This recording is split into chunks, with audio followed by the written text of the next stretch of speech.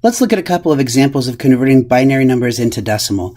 The first one you can see here is that we have this binary stream 1001 00111, and I'm going to write that just a little bit bigger to make our lives a little bit easier. And maybe I'll put it a little bit further apart so that it's easier to see the number as we're converting it. Okay, so I need to consider what is the weight of each of these numbers, and I'm going to start from the right-hand side when I'm doing that, because I know that the weight of the right-handmost bit, which is also known as the least significant bit,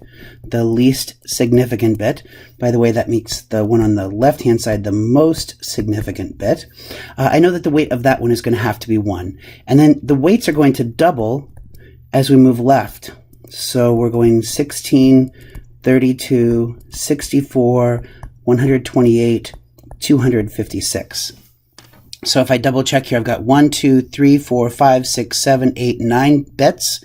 And 9 bits can handle any number. It can handle 512 combinations or any number up to 511. So that's just a check. Our number should be a little bit less than 511, in the ballpark of 3, 4, 500, something like that.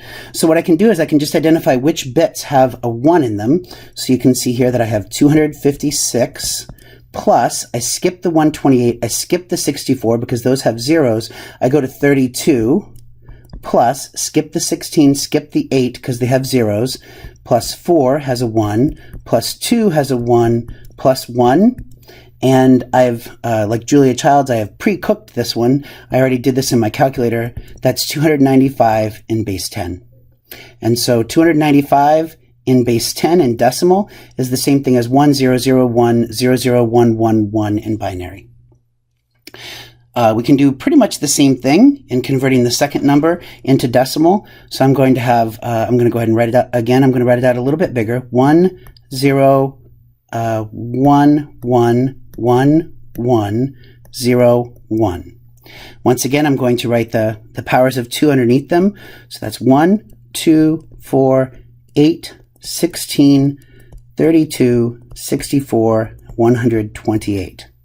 And then when I'm converting it into decimal, I get 128 plus, skip the 64, 32 plus 16 plus 8 plus 4 plus, skip the 2, plus 1. And when I put that into my calculator, I get 189 in base 10.